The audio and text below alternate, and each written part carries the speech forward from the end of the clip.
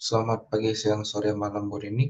Perkenalkan kami dari kelompok Unilever yang terdiri dari anggota ada Jovan Yaptovi, Rafael Albertadius, Renaldo Rigel Rompas, dan Ryan David Arianto. Saat ini akan menjelaskan terkait proyek UAS dari Global Supply Chain. Next. Nomor yang pertama itu terkait penjelasan dari multimodal, intermodal, dan transmodal. Di mana multimodal ini memiliki ciri-ciri menggabungkan dua atau lebih moda transportasi dalam satu perjalanan, melibatkan integrasi dan koordinasi yang baik antara moda transportasi yang berbeda, dan memungkinkan fleksibilitas dalam memilih moda transportasi terbaik untuk setiap segmen perjalanan. Yang terakhir, dapat menawarkan keuntungan seperti efisiensi biaya, waktu yang lebih cepat, dan peningkatan fleksibilitas.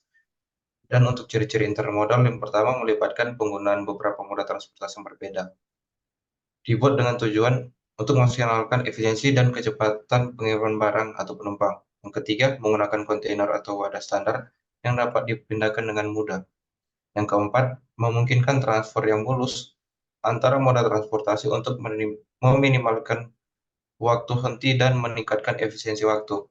Yang terakhir itu transmodal, dengan ciri-ciri yang pertama merujuk pada pengangkutan barang atau penumpang dari satu moda ke moda transportasi lainnya. Yang kedua, fokus pada perubahan moda transportasi selama perjalanan. Yang ketiga, menggunakan berbagai moda transportasi yang berbeda untuk menyelesaikan perjalanan. Dan yang terakhir, dapat mencakup penggabungan beberapa moda transportasi dalam satu perjalanan. Next. Berikutnya, perusahaan Unilever akan mengekspor 20 feet container. Yang pertama menggunakan transmodal, di mana rute dari kota Shenzhen, China menuju kota Berlin, Jerman, dengan menggunakan kereta api memiliki jarak 8.717 km dan biaya pengiriman sejumlah $6.000 atau setara dengan 94 juta. Durasi pengiriman diperkirakan mencapai 30 hari. Untuk intermodalnya, rute dari kota Shenzhen, China menuju ke kota Lianyungang, China dengan menggunakan kapal kontainer memiliki jarak 1.700 km dan biaya pengiriman sejumlah $1.000 atau setara dengan 16.700.000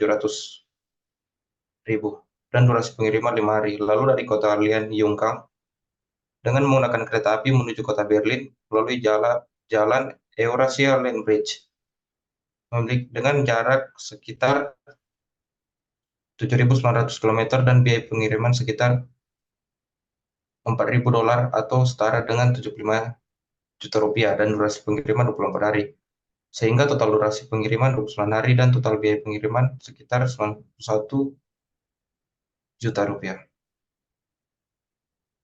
Oke, kemudian untuk yang nomor 2 ini terdapat HS code. Yang pertama itu ada import HS code yang dimana produknya itu adalah Rexona. Di sini bisa lihat HS code dari Rexona itu ada 3307200 dan Rexona ini merupakan deodoran. Yang pertama ini ada uraian barang.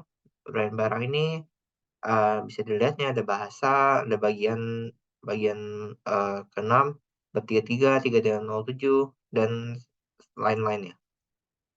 Kemudian nih terdapat informasi tarif dari Rexona. Lalu ini ada tarif referensi dari Rexona. Ini terdapat banyak tarif referensinya. Contohnya seperti IECPA, AFTA, A3, IASEPA, dan lain-lain.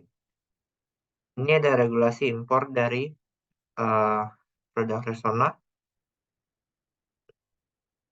Yang kedua ini ada ekspor untuk produk Pepsodent. Bisa dilihat HS code-nya ini ada 330610110. Lalu ini mana ditransfer dari Tanjung Priok dan kuantitinya dapat 1.320. Lalu ini ada uraian barangnya. Lalu kemudian ini ada informasi tarif. Dan yang terakhir ini ada tarif referensi. Selanjutnya untuk nomor 3A, ada beberapa dokumen yang biasanya diperlukan saat ingin melakukan impor dan ekspor. Yang pertama terdapat sales contract. Next, boleh lihat contoh sales contract-nya. Selanjutnya ada commercial invoice. Lalu ada letter of credit, pemberitahuan ekspor barang. bill of lading atau airway bill untuk mendetailkan metode transportasi, export credit insurance, packing list untuk detail packaging, certificate of origin untuk surat keterangan asal produk, quality statement atau surat pernyataan mutu, dan terakhir ada bill of exchange. Lalu untuk nomor 3B berdasarkan produk yang telah dipilih pada pertanyaan nomor 2 tadi, yaitu impor Rexona dan ekspor Pepsodent. Kami telah menuliskan beberapa detail dokumen dan izin yang dibutuhkan untuk memenuhi pelabuhan dari Tanjung Priok ke Rotterdam.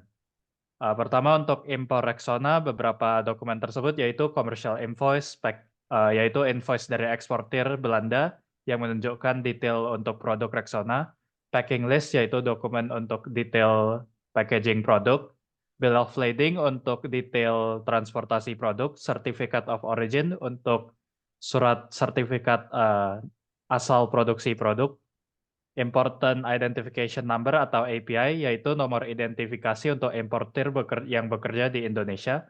Customs Declaration berisi informasi mengenai bea cukai. Import Declaration yaitu deklarasi impor barang. Import License yaitu lisensi impor untuk produk tergantung negara dan produk yang diimpor. Labeling and Packaging Compliance sama Health and Safety Certificate yaitu beberapa sertifikasi yang diperlukan untuk produk kosmetik seperti Rexona.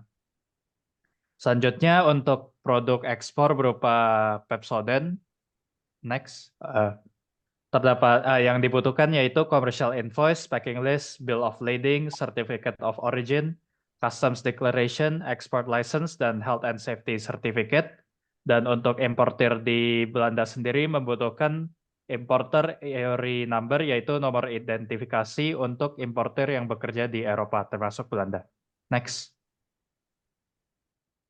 Di sini terdapat yesterday teknik di mana Unilever menggunakan data warehousing untuk mengumpulkan, menyimpan, dan menganalisis data dari berbagai sumber guna membuat keputusan bisnis yang lebih informatif dan juga meningkatkan efisiensi operasional. Kemudian Unilever berfokus meningkatkan ketersediaan produk dengan strategi manajemen inventaris yang canggih, memantau persediaan dan permintaan pasar untuk memastikan produk selalu tersedia di lokasi penjualan dan meningkatkan kepuasan pelanggan.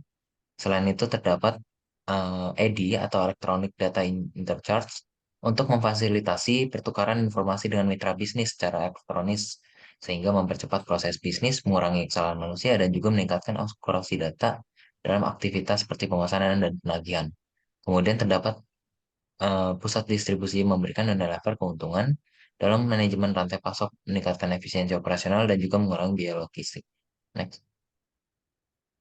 Kemudian terdapat outsourcing logistik di mana Unilever itu mengadopsi strategi ini dengan mempercayakan kegiatan logistik pada pihak ketiga dan kemudian mengurangi beban operasional dan memperoleh keahlian logistik yang lebih luas. Unilever menerapkan strategi kombinasi dan yaitu pull and push, menggabungkan respon terhadap permintaan pasar aktual dengan pengelolaan produk yang efisien. Kemudian juga Unilever menggunakan vendor management inventory yang memungkinkan pemasok mengelola persediaan di tempat penyimpanan pelanggan untuk meningkatkan efisiensi rantai pasok. Dan selanjutnya itu ada RFID, yaitu teknologi untuk mengidentifikasi pelacakan secara real time dalam produk rantai pasok. Selanjutnya ada collaborative decision making dan implementation, di mana teknik pengumpulan informasi dari berbagai sumber, kolaborasi, dan juga diskusi dalam perusahaan untuk mengambil keputusan yang lebih baik. Kemudian ada supply chain collaboration, pemilihan pemasok terpercaya, hubungan yang kuat, dan juga penggunaan teknologi dengan sistem informasi yang canggih. Dan selanjutnya ada mengelola persediaan yang dengan efektif, membangun hubungan baik dengan pemasok, dan menggunakan teknologi perangkat lunak supply chain management untuk pengelolaan data seperti Odoo dan juga SAP. Dan juga terdapat digitalization dan big data science untuk meningkatkan efisiensi dan pengambilan keputusan. Next. Kemudian terdapat collaborative planning, forecasting, and replenishment, di mana memperkuat kolaborasi antara Unilever dan mitra bisnis dalam merencanakan produksi. Kemudian terdapat supply chain coordination with contract, yaitu Unilever meningkatkan koordinasi dengan pemasok melalui penggunaan kontrak terstruktur untuk mengoptimalkan aliran barang dan memastikan kelancaran operasional.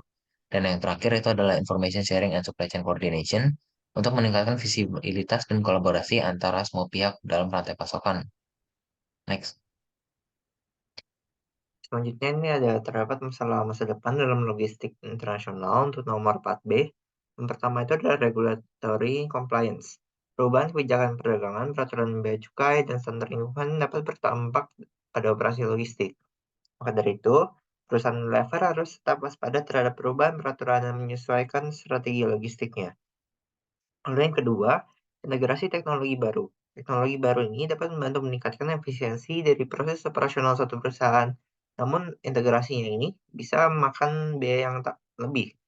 Unilever ini makanya perlu berinvestasi dan beradaptasi dengan teknologi baru seperti blockchain, IoT, dan AI untuk meningkatkan visibilitas, traceability, dan decision making yang lebih baik dalam operasi logistiknya. Lalu yang terakhir ada sustainability and green logistics. Konsumen dan regulator semakin sadar terhadap pentingnya keberlanjutan. Oleh karena itu, Unilever harus menyelesaikan operasi logistiknya dengan inisiatif ramah lingkungan, seperti mengurangi emisi karbon, menggunakan kemasan ramah lingkungan, dan mengoptimalkan rute transportasi. Untuk mempersiapkan diri dalam menghadapi masalah masa depan dalam logistik internasional, berikut adalah beberapa tolak ukur yang menurut kami dapat digunakan oleh Unilever. Misalnya ada order fulfillment time, inventory accuracy, order accuracy, produktivitas warehouse, transportation cost per unit, customer service response time, sustainability metrics, quality product, security and compliance, dan customer satisfaction. Itu saja dari kelompok kami Unilever. Terima kasih telah mendengarkan.